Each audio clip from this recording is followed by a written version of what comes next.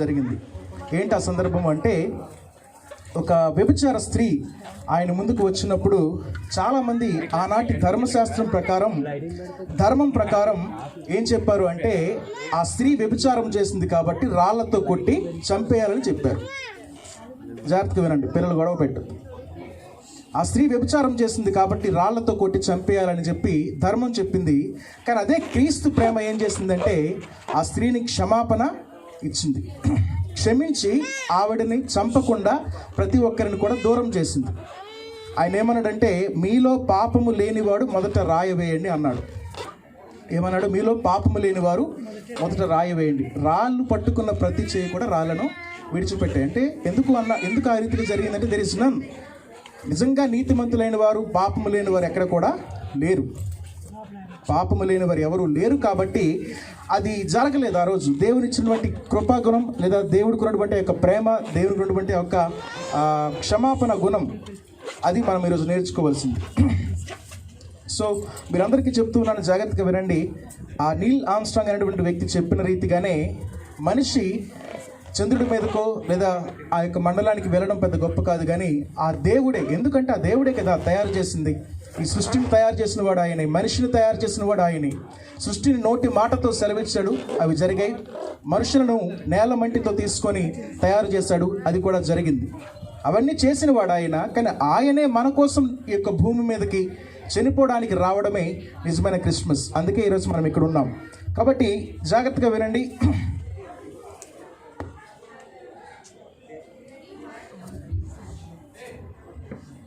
ఈరోజు ఒక మంచి వర్తమానాన్ని మీకు చెప్పాలని నేను ఆసక్తిగా ఉన్నాను.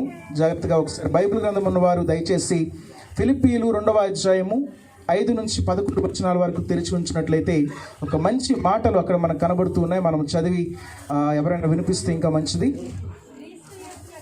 క్రీస్తు యేసునకు కలిగిన ఈ మనస్సు మీరును కలిగి ఉండుడి.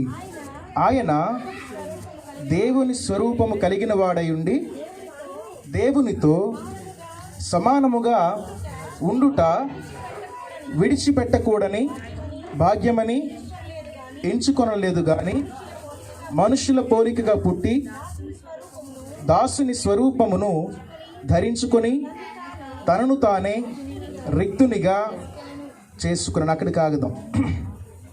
ఎంతవరకు చదివాం? ఎన్నో వచనం వరకు?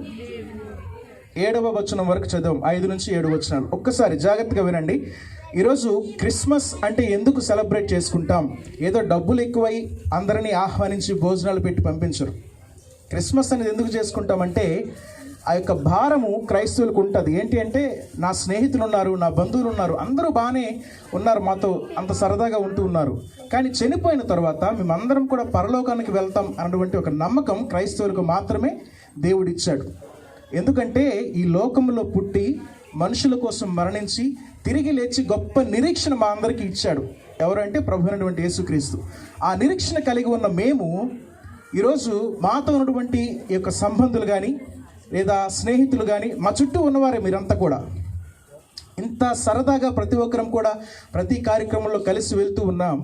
మరి ఇదే గుంపు ఒకవేళ మాతో కూడా కలిసి పరలోకంలో లేకపోతే దానికి మేము బాధ్యులు.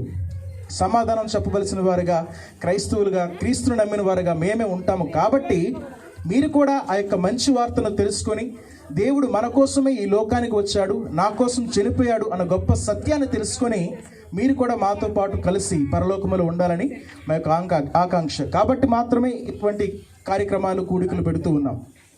అర్థమవుతుందా? డబ్బులు దయచేసి ఎవరు పొరపాటును అనుకోవద్దు. డబ్బులైతే ఎక్కువే కాదు. ఓకే, మంచిది. దేవుడు ఎందుకు వచ్చాడు? ఎలా వచ్చాడు? ఆయన ఏం చేశాడు? ఆయన ఏం పొందుకున్నాడు? మనకేమి ఇచ్చాడు? అది మనం తెలుసుకుందాం. ఓకేనా? అర్థమవుతుంది కదా అందరికి కూడాను? దేవుడు ఎలా వచ్చాడు, ఎందుకు వచ్చాడు, ఏం చేశాడు, ఏం పొందుకున్నాడు, ఏమి ఇచ్చాడు? ఓకేనా? ఒక 5 విషయాలు అనుకుందాం. రైట్. ఆయన ఎలా వచ్చాడు అంటే, మొదటి మాట మనం చూసాం. 6వ వచనం చదవండి.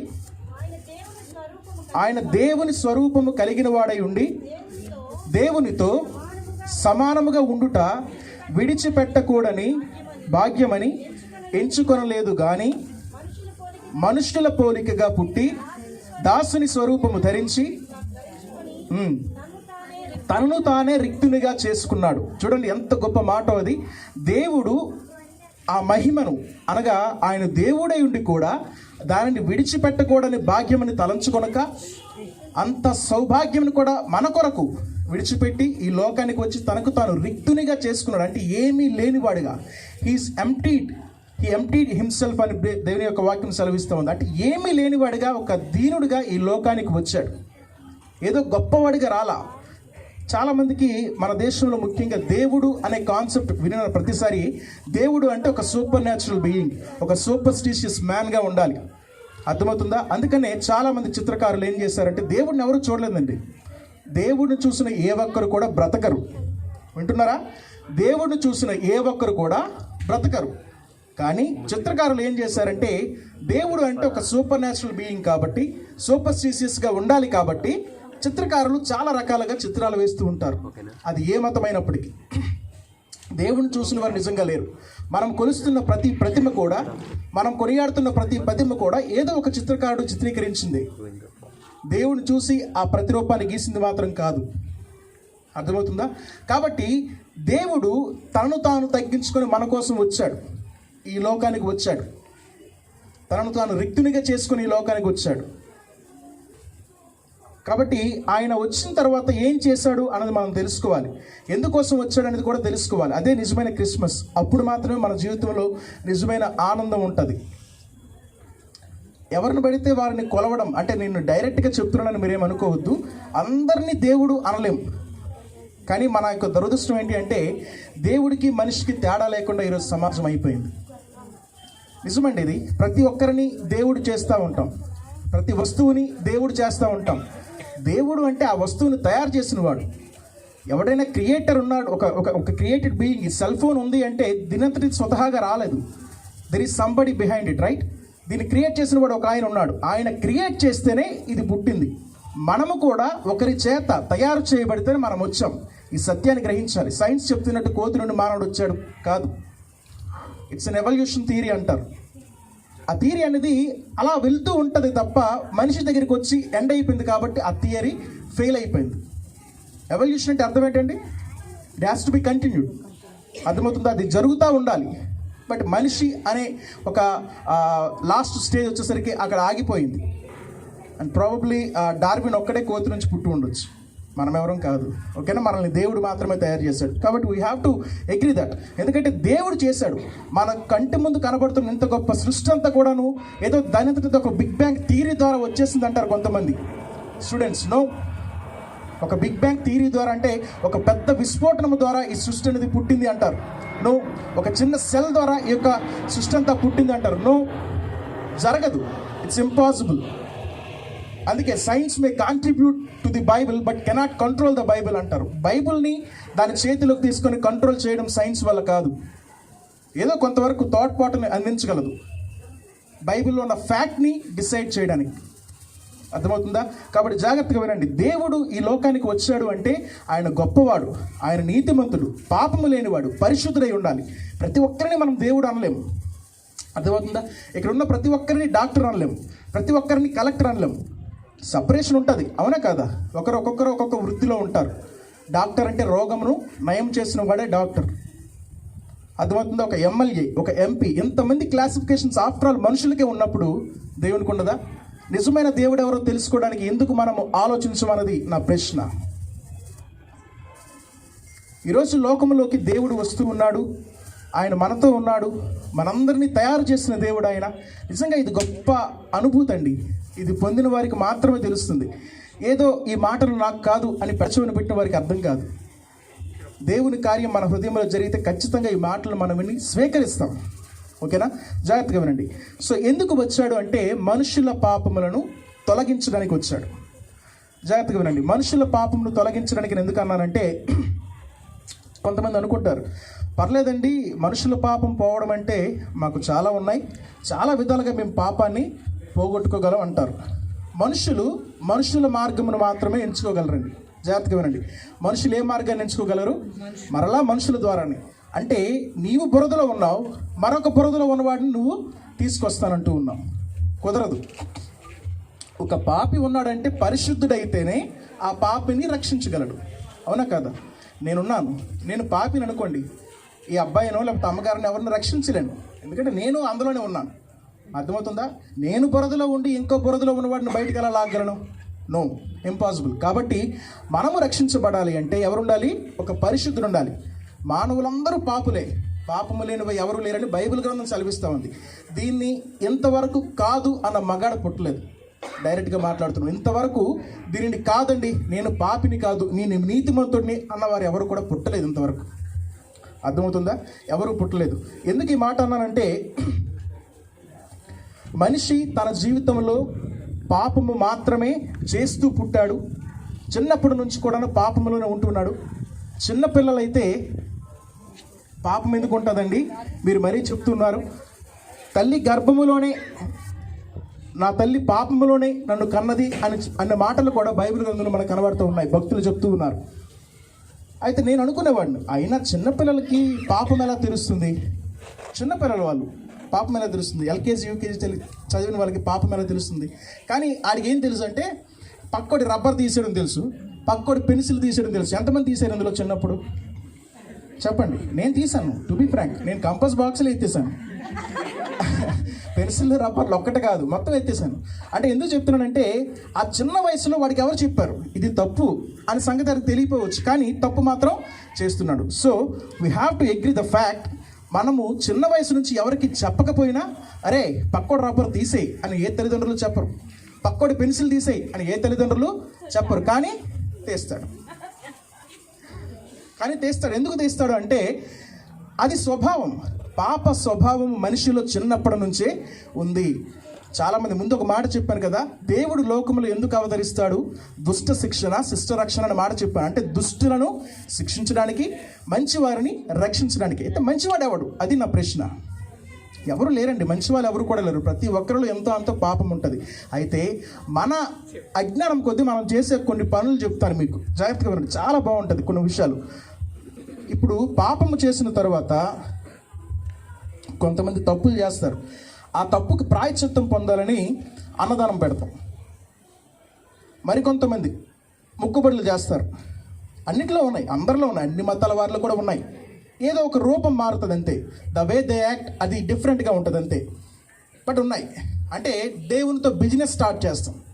అర్థమవుతుంది? దేవునితో ఏం స్టార్ట్ చేస్తామండి? వ్యాపారం. అది ఎందుకు స్టార్ట్ చేస్తారు అంటే భయం. దేవుడు అనే కాన్సెప్ట్ ప్రతి ఒక్కరికి కూడా భయం. కాబట్టి నేను చేసిన తప్పులకి నేనేమైపోతానో అని చెప్పి దేవునితో వ్యాపారం, కొంత మొక్కుబడిగా కొంత డబ్బులు ఇవ్వడం కానీ, ప్రదక్షిణాలు చేయడం కానీ, యజ్ఞాలు చేయడం కానీ, క్రతువులు చేయడం కానీ, పూజలు చేయడం కానీ. అంటే దేవుడు అంత పిచ్చివాడు కాదండి, జాగ్రత్తగా వినాలి. దేవుడు అనబడిన వారు ఎవరైనా సరే అలాేమి పిచ్చివారు కాదు. నీ అంతటి నువ్వు మర్డర్లు చేసేసి, నీ అంతటి నువ్వు వ్యభిచారాలు చేసేసి, నీ అంతటి నువ్వు రేపులు చేసేసి, బయట చాలామంది ఇలానే ఉంది సమాజం. ఎవరి బిడ్డలు కానీ ఎవరైనా చూసుకుంటూ ఉంటే చాలామంది దొంగతనాలు, నరహత్యలు, వ్యభిచారాలు ఎంత ఘోరంగా ప్రవర్తిస్తున్నారంటే అంత ఘోరంగా ఈరోజు ప్రవర్తిస్తున్నారు. మనము ప్రతిరోజు పేపర్లో చూస్తాం వ్యభిచారాల గురించి, ప్రతిరోజు పేపర్లో చూస్తాం ఎవరినో రేప్ చేసి చంపేశారని చెప్పి. చిన్నపిల్లలు లేదు, పెద్దవాళ్ళు లేదు, ముసలివాడు లేడు, నడి వయసుకు లేడు, ప్రతి ఒక్కరికి అదే, ప్రతి ఒక్కరిలోనూ అదే పాపం అనేది ఈరోజు ప్రభుత్వం చేస్తూ ఉందని బైబిల్ సెలవిచ్చాడు. అంటే అందరి మీద కూడా పాపం అనేది ఉంది. కాబట్టి నేను ముందు కూడా చెప్పాను, జాగ్రత్తగా వినాలి, డిస్టర్బ్ అవ్వద్దు దయచేసి. కొద్ది నిమిషాలే, 15 నిమిషాలు ముగిస్తాను, జాగ్రత్తగా వినండి. 15 నిమిషాలు నాకు ఇచ్చేయండి ఈరోజు, ఓకేనా? సో ఎందుకు ఈ మాట చెప్పానంటే,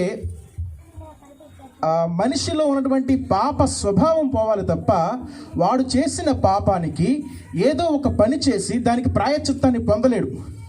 అర్థమవుతుందా? నువ్వు చేసిన పాపానికి దేవుడికి ఒక 50,000 ఇచ్చేసి పాప ప్రాయశ్చిత్తం పొందలేవు, అది సాధ్యపడదు. అది ఏమవుతుందంటే దేవునితో నువ్వు చేసే బిజినెస్. ఆ పని చేయడం వల్ల ఏమవుతుందంటే నువ్వు చేసిన పాపానికి మరొక పాపం నీ అకౌంట్లో వేసుకుంటున్నావు. అంటే దేవుడిని పిచ్చివాడు చేసేస్తున్నాం మనం, ఆయన అంత చులకనగా చూస్తున్నాం. లంచగొండ్లు మనుషుల్లో ఉంటారు, దేవుళ్ళు ఉండరు. నువ్వు ఇచ్చిన డబ్బులు లంచంగా తీసుకుని నేను క్షమించి వదిలేయడానికి. అర్థమవుతుందా? ఎవరిలో ఉంటారండి లంచగొండలు? మనుషుల్లో ఉంటారు. ఎందుకంటే మనిషి యొక్క స్వభావం పాపం. అందుకే మొదట చెప్పాను, దుష్ట శిక్షణ, శిష్ట రక్షణ అంటే మంచివారిని రక్షించడానికి. మంచివారు ఎవరు లేరు, రక్షించాల్సిన పని కూడా లేదు. ఏం పోవాలి అంటే మనలో ఉన్నటువంటి పాప స్వభావమే పోవాలి. అది మనిషి వల్ల అయ్యిందా అంటే బిగ్ నో. మనిషి వల్ల తనలో ఉన్న పాపము, ఆ స్వభావం ఏదైతే ఉందో దాన్ని బయటకు తీసుకోవాలనే ప్రయత్నాలు ఎన్నో చేశారు మానవులు, కానీ నేటికి కూడా అది ఫలించలేదు. అందుకే ఇప్పటికి చిన్నపిల్లడైనా సరే, ఎంత పెద్దవాడైనా సరే తప్పులు చేస్తూనే ఉంటాడు. అర్థమవుతుందా? ఈరోజు నేనున్నాను, తప్పులు చేస్తాం ప్రతి ఒక్కరు కూడా. దేవుడు నమ్ముకున్నా నమ్మకపోయిన తప్పులు అనేవి సహజం, ఎందుకంటే ఆ స్వభావం ఇంకా మన మీద ప్రభుత్వం చేస్తూ ఉంది కాబట్టి. అయితే ఏంటి దీనికి సొల్యూషన్ అని మీరు అడగొచ్చు. చాలామంది మరి ముందుకుండా నేను చెప్పిన రీతిగానే మనుషులు చేరాలనుకున్నారు దేవుడిని. ఎంతో కాలం నుంచి మనం చూస్తూ ఉంటే దేవుడిని చేరాలనుకున్నారు. ఎందుకు దేవుడిని చేరాలనుకున్నారంటే, దేవుడు అనంతుడు, మనిషి పరిమితం కలిగినవాడు. God is out of time and space. అంటే దేవునికి ఒక టైంతో, కాలంతో పరిమితి లేదు, మనిషి మాత్రం కాలంలో ఉన్నవాడు. మనము ఒక మెటీరియల్ వాడై మనం తయారు చేయబడ్డాం, కానీ ఆయన సెల్ఫ్ ఎగ్జిస్టెడ్, ఆయనంతటా ఆయనే వచ్చినవాడు. మరొకరు తయారు చేసేవాడు ఆయనకి లేరు, కాబట్టే దేవుడు ఆయన. ఒకరు తయారు చేస్తే ఆ వ్యక్తి దేవుడు కాడు, ఎందుకంటే తయారు చేయబడ్డాడు. ఎందుకు తయారు చేయబడ్డాడు అంటే వాడు అంత శక్తి లేనివాడు అని అర్థం. దేవుడు అన్నాక ఎలా ఉండాలండి? తనంతట తానే ఉద్భవించేవాడిగా ఉండాలి తప్ప మరొకరు తయారు చేస్తే పుట్టేవాడిగా ఏనాటికి కూడా ఉండకూడదు. ఎందుకంటే దేవుడిలో ఉన్న శక్తి అలాంటిది, అలా ఉండాలి. దేవుడు అనేవాడు ముఖ్యంగా నీతిమంతుడై ఉండాలి, పరిశుద్ధుడై ఉండాలి. ఆ రెండు లేనివాడు దేవునిగా పిలవబడడు. ఆ రెండు కలిగిన వాడు ప్రభు అయినటువంటి యేసుక్రీస్తు మాత్రమే. అందుకే ఆయన ఒక మాట చెప్పాడు, సవాలు. నేటికి ప్రపంచంలో ఆ సవాలు అలానే ఉండిపోయింది, దాన్ని చెరిపిన వాడి ఇంతవరకు పుట్టలేదు. ఆ మాట ఏంటో తెలుసా? నాలో పాపం ఉన్నదని మీలో రుజువు చేయగలిగిన వాడు ఎవడు అని ప్రశ్నించాడు. ఇంతవరకు యేసుక్రీస్తులో పాపం ఉందని ఏ ఒక్కరు కూడా చూపించలేకపోయారు. ఆయన పాపాత్ముడని ఏ ఒక్కరు కూడా చూపించలేకపోయారు. ఆయన పరిశుద్ధుడు కాబట్టే పాపాన్ని జయించి మరణాన్ని కూడా పొంది, మరణం నుంచి మరలా పునరుజ్జీవం అంటే పునరుద్ధానం చెంది మనకు మరలా ఒక గొప్ప నిరీక్షణనిచ్చి, నేను ఏ రీతిగా అయితే పునరుద్ధానం చెందాను అంటే మరణించిన తర్వాత ఏ రీతిగా నేను లేచానో అదే రీతిగా మరణించిన తర్వాత మీరు గనక నా యందు గనక నిద్రించిన వారైతే మిమ్మల్ని కూడా లేపుతా అని సెలవిచ్చాడు. వినండి గొప్ప మాట, ఒకసారి జాగ్రత్తగా వినండి. ప్రపంచ చరిత్రలో యేసు ప్రభువు మాత్రమే మనుషులకు గొప్ప నిరీక్షణ ఇచ్చాడు. ఏంటా నిరీక్షణ అంటే, మీ అందరి కొరకు కూడా పాపము చేసిన వాడికి శిక్ష ఉండాలా లేదా? ఉంటుంది. ఎవరైనా తప్పు చేస్తే, చిన్నపిల్లడు తప్పు చేసినా మాస్టర్ బెత్తం పట్టుకుని కొడతారు, అంటే శిక్ష ఉండాలి. ఈరోజు మమ్మల్ని ఎవరు కొడుతున్నారు? కొట్టలేరు, ఎందుకంటే వీఆర్ ఆల్ గ్రోన్ అప్. మనము జ్ఞానం ఎక్కువ సంపాదించాం, మంచి చెడులు తెలుసు. తప్పు చేసినా ఎవరు చూడడం దగ్గర చేస్తాం, బట్ ఒక్కడే చూస్తాడు, ఎవరంటే దేవుడు. ఆయన మరి మనకు శిక్షించాలా లేదా? ఆ ప్రయత్నం దేవుడు చేశాడా లేదంటే చాలా సందర్భాల్లో చేసి ఉండొచ్చు, కానీ ఇంకా గ్రహించకుండా ఇంకా పాపాలు చేస్తూనే ఉంటాం. అర్థమవుతుందా? క్రైస్తవులుగా పిలువబడిన వారు కూడా పాపాలు చేయరా అంటే లేదు. దేవుని పేరు చెప్పి మోసాలు చేసేవారు అనేకులు ఈరోజు ప్రతి ఒక్కరిలో ఉన్నారు. వాళ్ళు ఏదో ఒక మతానికి లేకపోతే ఒక శక్తికి సంబంధించిన విషయం కాదు, ప్రతి ఒక్కరిలో అటువంటి వారు ఉంటారు. ఆ సత్యాన్ని మనం గ్రహించాలి. కానీ దేవుడు అన్నది మాత్రం చాలా చాలా ఇంపార్టెంట్. ఎందుకు అంటే మనము జీవించేది కేవలం 70 సంవత్సరాలు లేదా అధిక బలం ఉన్న 85 సంవత్సరంలో మీ జీవిత కాలంలో దేవుని వాక్యం సెలవిస్తుంది. చనిపోయిన తర్వాత సంగతి మనం ఆలోచించాలి. మన దురదృష్టం ఏంటంటే మనుషులందరూ కూడా ఈ లోకంలో బ్రతకడం కోసమే జీవిస్తారు, ఎంత ఆస్తి సంపాదించినా ఏం చేసినా. కానీ చనిపోయిన తర్వాత మన ఆత్మ ఎక్కడికి వెళ్తుందనే విషయం ఏ ఒక్కరు కూడా ఆలోచించారు. ఆ చింత లేదు అసలు. అది పెద్ద దురదృష్టకరమైనటువంటి విషయం మనందరిలో. ఆ చింత చాలా చాలా అవసరం అండి మనకి. మనము చనిపోయిన తర్వాత ఎక్కడికి వెళతామన్న సంగతి కనుక మీరు మర్చిపోతే మన జీవితం వ్యర్థం. అర్థమవుతుందా? కనుక బైబిల్లో కూడా ఒక మాట ఉంటుంది, if you believe in Christ for this life you are the most pitiest man in the world అంటాడు. అంటే నీవు క్రీస్తుని కనుక ఈ లోకములో జీవించడం కొరకే నమ్మావనుకో. అంటే ఎందుకు ఈ మాట అంటే, కొంతమంది మీరు యేసుక్రీస్తు దగ్గరికి వస్తే మీ రోగాలు పోతాయి, యేసుక్రీస్తు దగ్గరికి వస్తే మీ బాధలు పోతాయి, యేసుక్రీస్తు దగ్గరికి వస్తే మీకు మంచి బంగళా వస్తుంది, యేసుక్రీస్తు దగ్గరికి వస్తే మీకు మంచి కారు వస్తుంది అని చెప్పేవారు ఉంటారు. నమ్మకండి.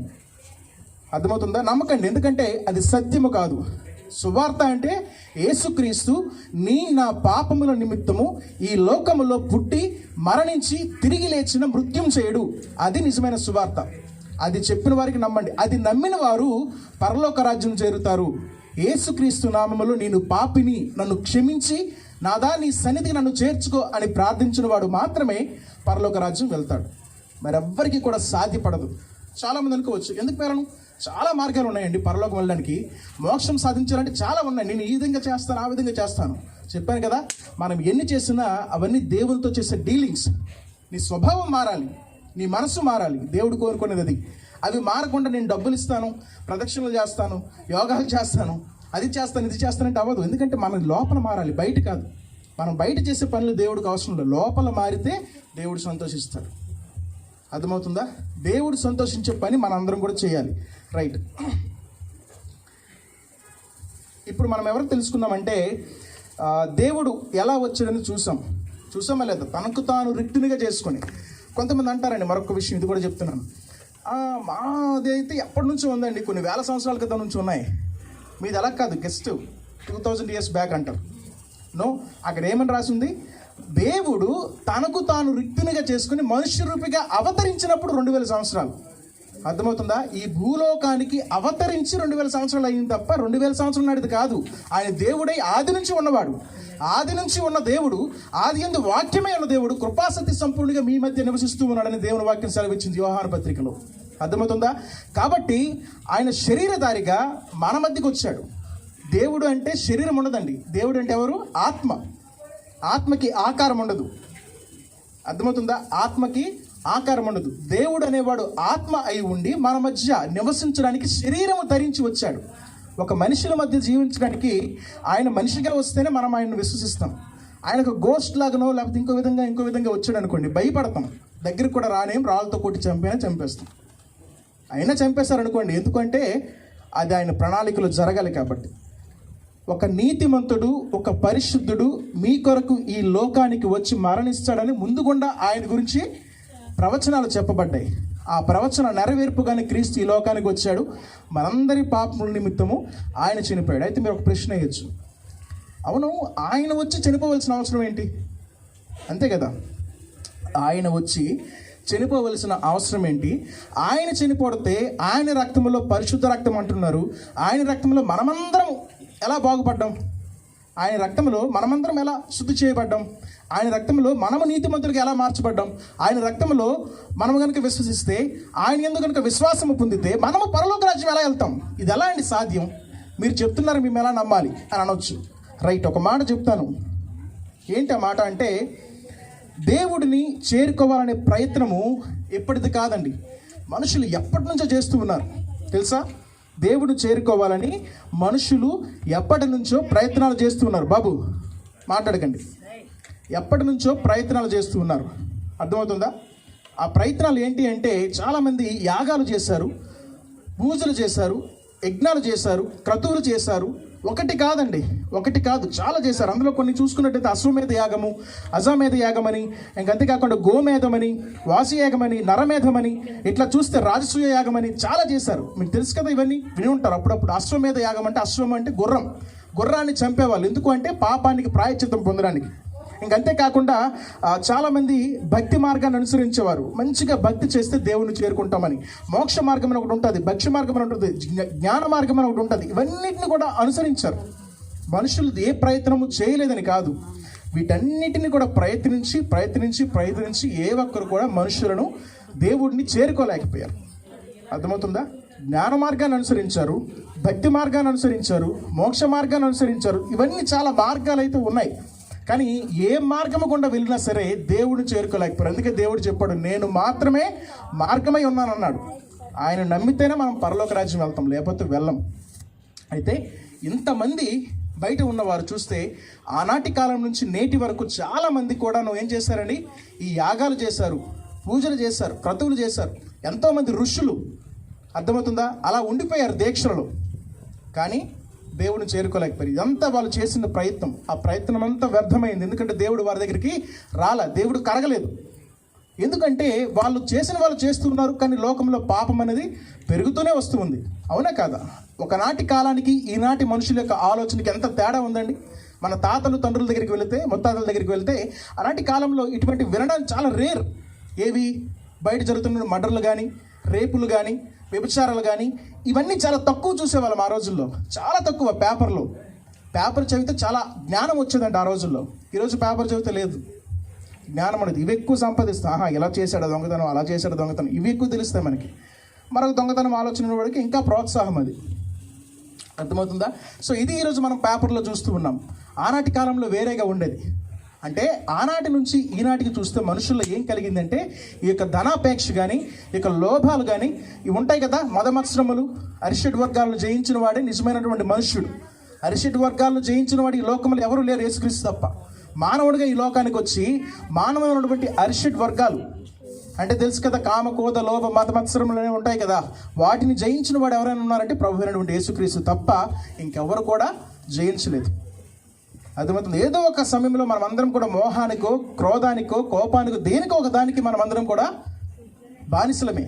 కాబట్టి నేటికి మనం అందరం కూడా పాపులమే. ఈ ఫ్యాక్ట్ని మీరు నమ్మాలి. మొదట నేనేదో మ్యానిపులేట్ చేయట్లేదు, చాలా ఫ్రీగా, ఓపెన్గా ప్రతి విషయాన్ని సెలవిస్తూ ఉన్నాను, చాలా ఓపెన్గా చెప్తూ ఉన్నాను. అర్థమవుతుందా? మనలో ఉన్నటువంటి పాపాన్ని తొలగించడానికి ఒక నీతిమంతుడు కావాలి తప్ప మనలా పాపాన్ని చేసిన వాడు మనకొద్దు. మనల్ని ఈ యొక్క పాపపు జీవితంలో నుంచి రక్షించాలంటే ఒక నీతిమంతుడు కావాలి, ఒక పరిశుద్ధుడు కావాలి. ఆయన ప్రభు అయినటువంటి క్రీస్తు. చెప్పాను కదా, ఆయన రక్తం పరిశుద్ధ రక్తం. చాలామంది అనుకుంటారు క్రీస్తు కూడాను మనిషిగా పుట్టాలని ఒక తల్లి గర్భం నుంచుకొని ఈ లోకానికి వచ్చినవాడు. అయితే ఆ తల్లి గర్భం విషయంలో కూడా మరొక పురుషుడి ప్రమేయం లేకుండా పరిశుద్ధాత్మ వలన ఆమె గర్భము ధరించింది. అంటే దేవుడే ఆ తల్లి కడుపులో ఈయనను ప్రవేశపెట్టి లోకానికి తీసుకొచ్చాడు రక్షకుడిగా. ఆ రక్షకుడి నామంలోనే మనందరికీ రక్షణ ఉంది. అర్థమవుతుందా? ఆయన మాత్రమే నిజమైన దేవుడు, ఆయన మాత్రమే నిజమైన దేవుడు. కాబట్టి దయచేసి మనలో ఉన్న పాప విషయమే దేవునితో డీలింగ్స్ చేయకండి. ఈ విషయాన్ని చాలా గట్టిగా పట్టుకోవాలి మీరు అందరూ కూడా. మనలో ఉన్న పాపాన్ని తొలగించాలంటే మనం ఏం చేయాలంటే, మనం ఏమి చేయలేం. మనలో ఉన్న స్వభావము నువ్వు తగ్గించాలన్నా మరలా ఏదో ఒక రోజు తొట్టుకుపోతావు. అర్థమవుతుందా? ఈరోజు నేను పాపము లేనివాడిగా, నీతిమంతుడిగా, మంచిగా బ్రతకాలనుకుంటా కొన్నిసార్లు. ఇది క్రైస్తవులు కూడా చాలామంది ఇట్లానే జరుగుతూ ఉంటుంది.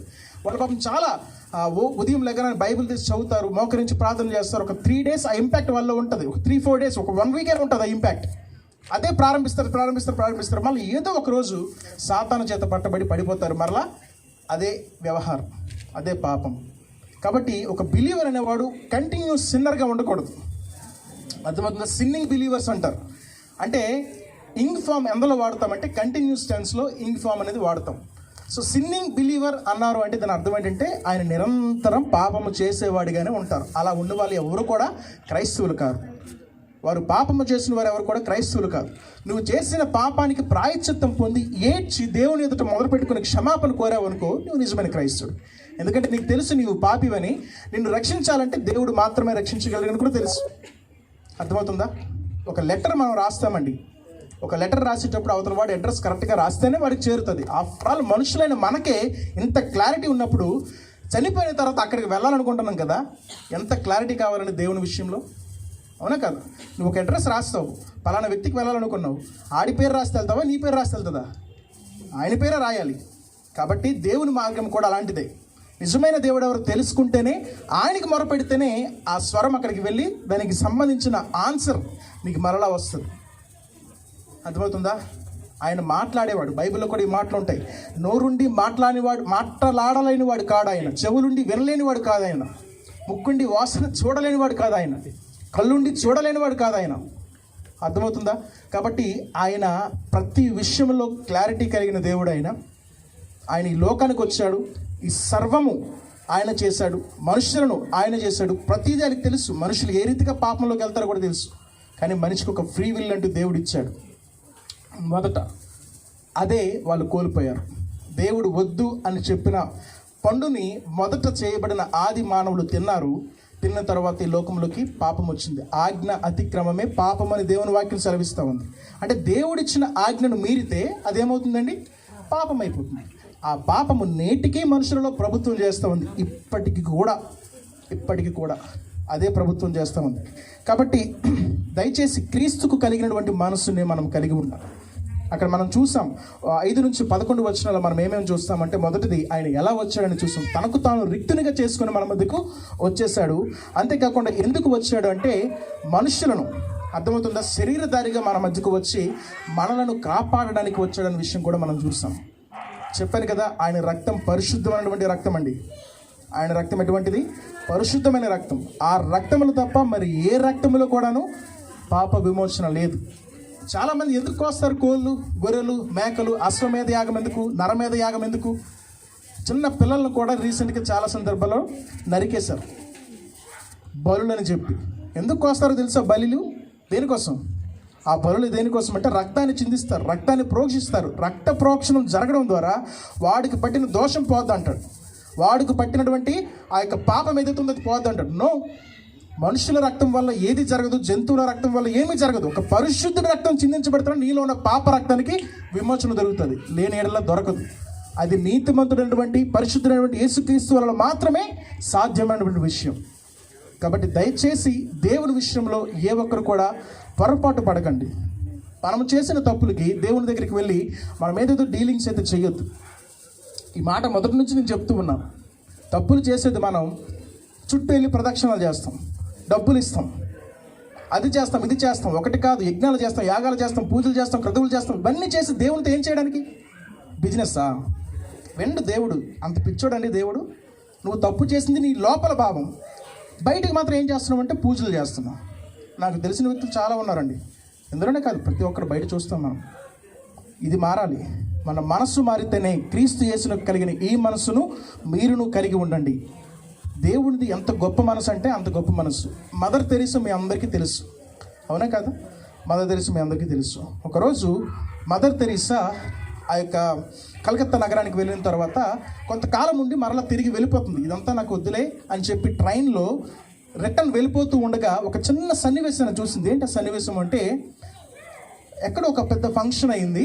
వాళ్ళు విసిరేసిన ఆకులు, ఎంగిలి ఆకులను, ఎంగిలి బెతుకులను చిన్నపిల్లలు వారితో పాటు కుక్కలు ఒకే దగ్గర ఉండి ఆ కుక్కలు కరుస్తూ ఉంటే ఆ పిల్లలు అట్లా దొరుకుతూ, చాలా చిన్న పిల్లలండి, వాళ్ళు కూడా తింటూ ఉన్నారు ఆ ఎంగిలి మెతుకులని.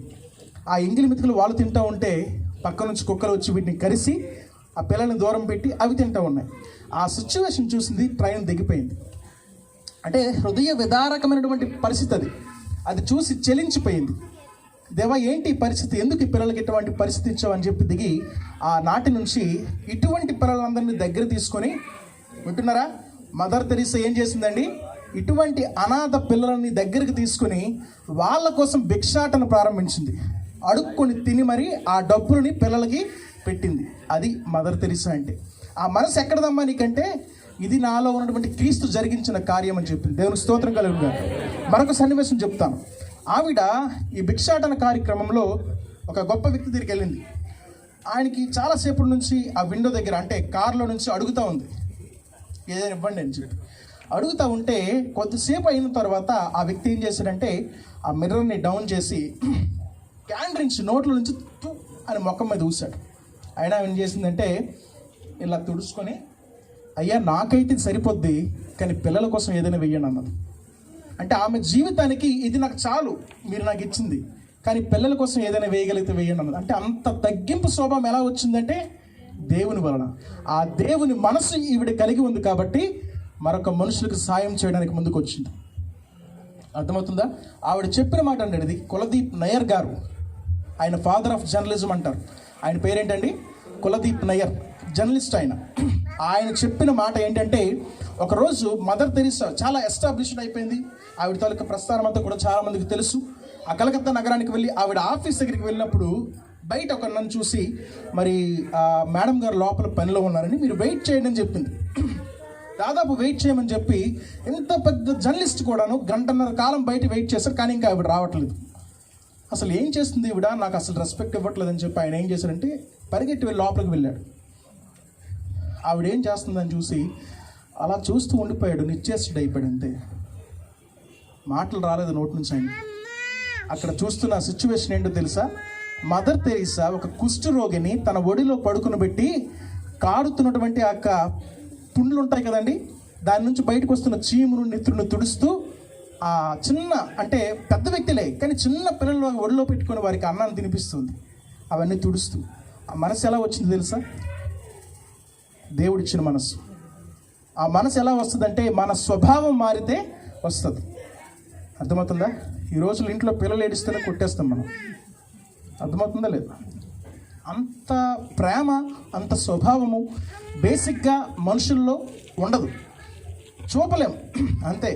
రోడ్డు మీద అడుక్కున్నవాడు వెళ్తే ఆడు వేసిన దానం వదిలేసి ఆడు ఏమంటాడు తెలుసా, ఒరే ఇది ఒక పెద్ద బ్యాచ్రా, సిటీలో చాలామంది ఉన్నారు, ఇది పెద్ద మాఫియా, కోట్ల రూపాయలు సంపాదిస్తారు, ఒక రోజుకి ఈజీగా 40,000 ఉంటాయి, నువ్వు ఇచ్చిన రూపాయికి ఇన్ని మాట్లాడతావు, ఇచ్చి వెళ్ళిపోవచ్చు కదా, ఇవ్వకపోతే వెళ్ళిపో అంతే. ఆడైతే నీ మీద బ్రతుకుతున్నట్టు, నీ ఆస్తి మొత్తం ఆడు తినేస్తున్నట్టు ఫీల్ అవుతాం. ఇవ్వగలిగితే సాయం చేయండి, లేదంటే వెళ్ళిపోండి, లేనప్పుడు ఏం చేస్తాం, అంతే కదా. ఉంటేనే ఇవ్వాలి. అప్పుడు ఎప్పుడు నేను ఒక సామెత వాడతాను, కొన్నిసార్లు లేనప్పుడు అనుకో, ఉన్న ఫోటోలకే ఊదు తిల్లేవంటే కొత్త ఫోటోలకు కొవ్వొత్తులు అన్నారంట, నా దగ్గరే డబ్బులు లేవు, నువ్వు వచ్చి నాకు అడుగుతున్నావు అంటారు. అర్థమవుతుందా? అంటే ఇలాంటివి కూడా చాలా ఉన్నాయి లోకంలో. కాబట్టి ఈ మాట ఎందుకు చెప్పానంటే, దేవుడు ఈ లోకానికి ఎందుకు వచ్చాడంటే మనుషులను రక్షించడానికి. మనుషులను రక్షించడంలో దేవుడు తప్ప మరి ఏ వ్యక్తి కూడా ఒక మనిషిని పాపము నుంచి రక్షించలేడు. జాగ్రత్తగా వినండి. ప్రయాసపడి భారం మోయించిన ప్రజలారా నా యొద్దకు రండి, నేను మీకు విశ్రాంతిని కలుగజేస్తానంటే కూలి పని చేసి చాలా ప్రయాసపడ్డానయ్యా నాకు నొప్పులు ఉన్నాయని దేవుడి దగ్గర రాకండి, అది కాదు. ప్రయాసపడి భారము అంటే పాప భారం, నీలో ఉన్న పాపం ఉందే ఆ స్వభావము నీ వల్ల కాదురా అయ్యా అని దేవుడు చెప్తున్నాడు. నువ్వు తీయలేవు, అసాధ్యం. ఒక మనిషి తనలో ఉన్న పాపాన్ని తన నుంచి తొలగించుకోవడం వాడి జీవిత కాలంలో కూడా జరగని పని. కాబట్టి there should be someone to rescue from the sin bondage. ఖచ్చితంగా ఎవరో ఒకరు ఉండాలండి. ఒకరు లేకపోతే మాత్రం నిన్నెవరు కూడా రక్షించలేరు. ఒక ఊబిలో పడ్డావు, నిన్ను నువ్వు రక్షించుకోగలవా? నో, అది నిన్ను లాగుతూ ఉంటుంది. ఎవరో ఒక రెస్క్యూయర్ వస్తే తప్ప నువ్వు దాని నుంచి బయటకు రాలేవు.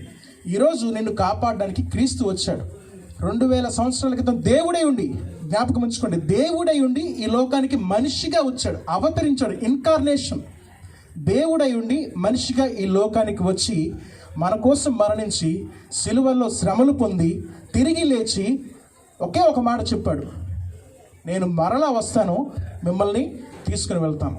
మృతులు మొదట లేతురు అన్నాడు. అంటే చనిపోయిన వారు, ఎందులో క్రీస్తుని నమ్మి చనిపోయిన వారు ఎవరైతే ఉంటారో వాళ్ళందరూ కూడా మొదట లేవబడతారు.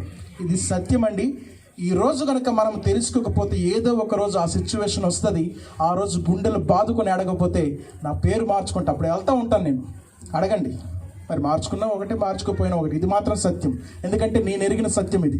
ఖచ్చితంగా దేవుడు రాబోతూ ఉన్నాడు.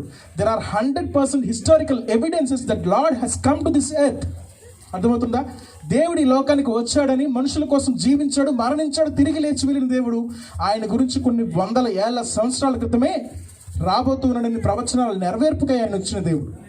ఆయనకు మించిన దేవుడు, ఆయనకు మించిన ప్రేమమయుడు, ఆయనకు మించిన క్షమాపణ గుణం కలిగిన వాడు, ఆయన కన్నా మనకు పరలోక మోక్ష రాజ్యాన్ని ఇచ్చినవాడు మరొకరు లేరండి. ఇది నేను తెలుసుకున్న సత్యం. ఇదే సత్యాన్ని మీ అందరికీ ప్రేమతో చెప్తూ ఉన్నాను. చెప్పాను కదా మొదట, ఏదో ఎక్కువై కాదు. ఈ సత్యాన్ని మీరు తెలుసుకోవాలి. నేను రక్షించబడతాను, అక్కడికి వెళతాను. నా తోటి స్నేహితులు, నా బంధువులు వాళ్ళు రక్షించబడకపోతే ఆ భారం, ఆ శ్రమలు, ఆ కష్టం నా మనసులో ఉంటుంది.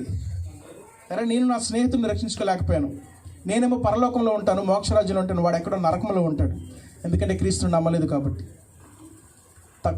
ఖచ్చితంగా క్రీస్తుని నమ్మని వారికి నరకము తప్పుదని దేవుని వాక్యం సెలవిస్తాం. చాలామంది మాట పడదే, పడరేయుడు నమ్మకపోతే నరకంకి వెళ్ళిపోతాను అంటాడు. లేదు, ఇది సత్యం, దేవుడు చెప్పిన మాట. మీరు చెప్పిన దేవుడు కాదండి, మా దేవుడు కూడా ఉన్నాడు అనొచ్చు. బట్ చెప్పాను కదా, ఒక రోగిని డాక్టరే స్వస్థపరచాలి, ఒక పాపిని యేసుక్రీస్తే రక్షించాలి. There is no chance. ఒకవేళ నీలో ఉన్న రోగానికి నువ్వు ఎవరి దగ్గరికి వెళ్ళిపోయి, ఒక కలెక్టర్ దగ్గరకో లేకపోతే ఇంకెవరికో ఒక హెడ్ మాస్టర్ దగ్గరికి వెళ్ళి 4 రోగం మంది తీసినట్టు తీస్తాడా? తీయడు. ఛాన్స్ లేదు. నువ్వు రోగివైతే డాక్టర్ని ఆశ్రయించాలి, నువ్వు పాపివైతే క్రీస్తుని ఆశ్రయించాలి. కాబట్టి క్రీస్తుని ఆశ్రయించండి. డెఫినెట్గా ఆయన మనసు మనకిస్తాడు, క్రీస్తు యొక్క రక్షణ మనకిస్తాడు. అది ఉచితం, ఉచితమైన రక్షణ మనకిస్తాడు. ఎందుకు ఇంత నెగ్లిజెన్స్ ప్రజల్లో ఉంటుందంటే, ఏదైనా ఫ్రీగా వస్తే దాని వాల్యూ మనకు తెలియదు. ఆ శ్రమలేవో మనం అనుభవిస్తే బాగుండేది. సిలువ శ్రమలు ఉన్నాయి కదా, ఎంత నరకమో తెలుసా అండి. ఆయనలో శరీరంలో ఉన్న ఆఖరి రక్తపు బొట్టు కూడా పరిశుద్ధమైనది విడిచిపెట్టేశాడు. అర్థమవుతుందా? అంతటి పరిశుద్ధుడైన ఆయన శరీరం నుంచి నీరు స్రవించింది ఆఖరిగా. అంటే ఉన్నటువంటి ప్లాస్మా కూడా బయటకు వచ్చేసింది. సిలువలో ఏలగట్టి ఆయనకు చేసిన రంధ్రాల వలన బయటికి ఆ రీతిగా వచ్చాయి. అంటే ఇంత రక్తాన్ని చిందించాల్సిన అవసరం ఏంటి? మరి కోళ్ళు మేకలు కొయ్యాల్సిన అవసరం ఏంటి? మీకు అర్థమవుతుందా పాయింట్? అక్కడ రక్తం చిందించబడాలి. చాలామంది అనుకుంటారు కుమారుడు పున్నమ నరకాల నుంచి మనల్ని రక్షిస్తాడని. మంచి కుమారుడు పుడితే, ఆనాటి కాలంలో ఇదే ఉండేది, ఇప్పుడు కూడా చాలామంది ఉంది, కుమారుడు పుడితే ఏమవుతుందంట, నరకాల నుంచి మనల్ని కాపాడుతాడంట. కుమారుడు అంటే ఏ కుమారుడు? నీనా కడుపుల్లో పుట్టిన కుమారుడు కాదు, దైవ కుమారుడై ఉండాల, పరిశుద్ధ కుమారుడై ఉండాల, దేవుడు బిడ్డ. అర్థమవుతుందా? దేవుడు ఇచ్చినటువంటి పుత్రుడు. ఆయన ఆ పరలోక సౌభాగ్యాన్ని విడిచిపెట్టకూడని భాగ్యం అనుకోలేదు, బట్ తగ్గించుకున్నాడు, విధేయత చూపాడు, తనకు తాను రిక్తునిగా చేసుకొని నీ కొరకు నా కొరకు చనిపోవడానికి లోకానికి వచ్చాడు, చనిపోయాడు. ఆ మరణాన్ని కూడా ప్రపంచ చరిత్రలో ఎవరికి సాధ్యం కాలేదు ఇంతవరకు. చనిపోయి తిరిగి లేచిన వాడు ఎవడైనా ఉన్నాడు? ఇక్కడ చూపించండి. మహామహులు, గనులు ఎంతోమంది ఉన్నారు, కానీ ఎవరెవ్వరు కూడాను మరణాన్ని జయించి తిరిగి లేవలేదండి. మరణాన్ని తిరిగి లేచి జయించిన వాడు ఒక్క ప్రభువైనటువంటి యేసుక్రీస్తు మాత్రమే. But a great God he is కదండి. కాబట్టి ఆయన రక్తమును ఆశ్రయిస్తే, యేసుక్రీస్తును ఆశ్రయిస్తే, ఆయన యందు మాత్రమే మనందరికీ కూడా పాప విమోచన ఉంది. అర్థమవుతుందా? కాబట్టి ఆయన రక్తములో మనము పాప క్షమాపణ పొందుకుందాం. దయచేసి నా మాటలు మీలో ఫలించాయని అనుకుంటూ ఉన్నాను. దేవుడు ఆ గొప్ప కార్యాన్ని మీ అందరిలో చేయాలి. ఇది నాలో ఉన్న భారం. అర్థమవుతుందా? నేను మీ అందరి గురించి ఖచ్చితంగా ప్రార్థన చేస్తాను. ఈ మాటలు దేవుడు వృధాగా పోనీయడు. ఏదో ఒక మనసులో ఈ మాటలు నాటబడతాయి, ఖచ్చితంగా ఆ వ్యక్తి రక్షించబడతాడు. మీ మనసు ఇంపార్టెంట్. నీవు పాపివని నీకు తెలిస్తే ఎవరిని ఆశ్రయించుకోవద్దు. ఒక్కసారి యేసు ప్రభువా నీవే నిజమైన దేవుడు కదా, నీ మాటలు విన్నాను నేను, ఒక్కసారి నేను పాపిని అని ఒప్పుకుంటున్నాను, నా పాపమును క్షమించని పశ్చాత్తాపడగలిగితే నీకు కలిగిన మానసిక ఉల్లాసం, అర్థమవుతుందా, ఆత్మలో ఆనందము ఇంకెక్కడా పొందుకోలేవు. చాలా ప్రశాంతత ఉంటుంది నీ మనసులో. ఒక్కసారి ట్రై చేయండి. ఒక్కసారి నీలో ఉన్న ప్రశాంతత ఇంత అంత కాదు. ఆయన నిజమైన దేవుడు నువ్వు ఒప్పుకుంటే, నీవే నిజమైన దేవుడు కదా, నన్ను రక్షించు అని ఒక్క మాట చెప్పగలిగితే definitely God is able to rescue. ఖచ్చితంగా నీకు రక్షణ ఇస్తాడు. దేవుడి మాటలు దీవించునుగాక. దయచేసి ప్రతి ఒక్కరం కూడాను మరి ప్రార్థన చేసుకుందాం. కళ్ళు మూసుకుని ప్రార్థన చేసి మనం సెలవు తీసుకుంటాం. పరిశుద్ధుడా నీ కొందరు స్తుతులు స్తోత్రములైనా, నీవే నిజమైన దేవుడు అన్న విషయాన్ని మేము గ్రహించాం. మా జీవితాలలో తండ్రి ప్రభు, మా కుటుంబాలలో ఈ మాటలు మీరు దీవించి, నీ యొక్క పరిశుద్ధ రక్తం మా కొరకు చిందించావని, మా కొరకు దేవుడై ఉండి ఈ లోకంలో మానవునిగా అవతరించి మా జీవితాలకు తండ్రి ప్రభు వెలుగునిచ్చావు. మా పాప జీవితాలను తండ్రి ప్రభు నీవు రక్షించావు. అందును బట్టి నీ కొందనాలు. పరిశుద్ధుడా, నువ్వెంత గొప్ప దేవుడు అండి. నిజంగా ఆ దేవుడు ఎంత గొప్పవాడో తెలుసా అండి. మనుషుల కొరకు ఎన్ని యాగాలు చేసినా, వీళ్ళు ఎన్ని క్రతువులు చేసినా, ఎన్ని పూజలు చేసినా వీళ్ళు నా యొద్దకు రాలేరు అని ప్రేమ కలిగి ఆయనే మన యొద్దకు వచ్చేసాడు. అట్టి గొప్ప దేవుడు ఆయన. నిజంగా చాలా గొప్ప దేవుడు అండి. అటువంటి దేవుడిని మనం కలిగి ఉన్నాం. మనమందరం కూడా ధన్యులం. ఈ యొక్క మాటలు మీ అందరి జీవితాలను ఫలింప చేయాలని ఆ దేవుడిని కోరుకుందాం. ఒక చిన్న ప్రార్థన, దాని ముందు ఒక చిన్న పాట పాడి మనం ప్రార్థనలోకి వెళ్దాం.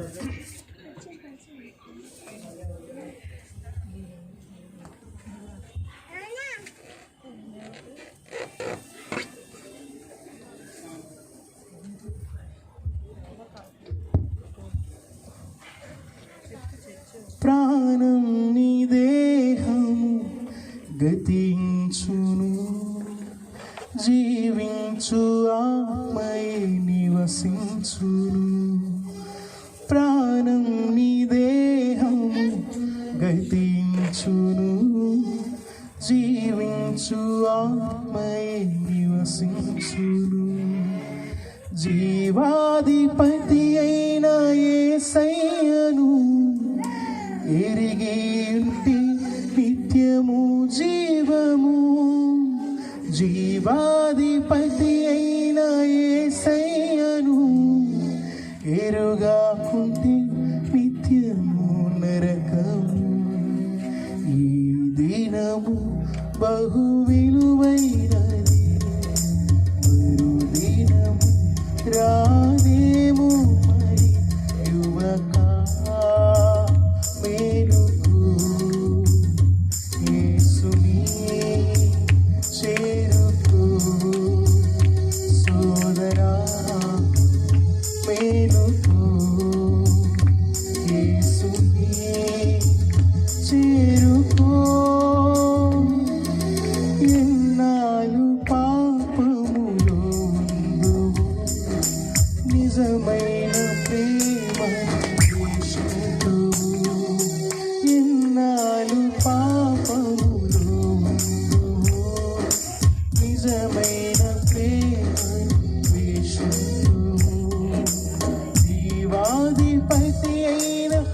యేసయ్యను ఎరుగాకుంటే నిత్యము నరకము.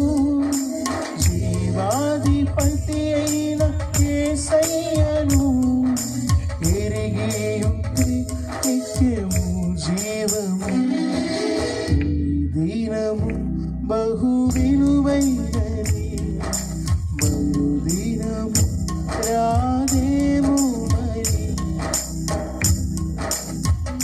మేలుకో యేసుని చేరుకో సోదరా, మేలుకో యేసుని చేరుకో. నిజంగా ఇదే నిజమైన సమయం, అసలైన సమయం. దేవుడు మనందరికి ఇచ్చిన గొప్ప శ్రేష్టమైన రక్షణ సమయం. ఈ దినమును, ఈ సమయమును ఆలస్యము చేయొద్దు. దేవుడు మనందరి జీవితాల్లో కార్యం చేయడానికి సిద్ధంగా ఉన్నవాడు. ఆయన మనందరిలో ఉన్నటువంటి పాపాన్ని తీసివేసి రక్షణను అనుగ్రహించడానికి సిద్ధంగా ఉన్న దేవుడు. ఎన్నాలని పాపంలో ఉంటామండి, ఎన్నాలని పాపంలో ఉంటాం. నిజముగా దేవుడు మనందరి జీవితాల్లో కార్యం చేయాలని మన మధ్య ఉన్నటువంటి బ్రదర్ డానియల్ గారు ముందుకు వచ్చి మనల్ని ప్రార్థనలో నడిపించాలని వేడుతున్నాను.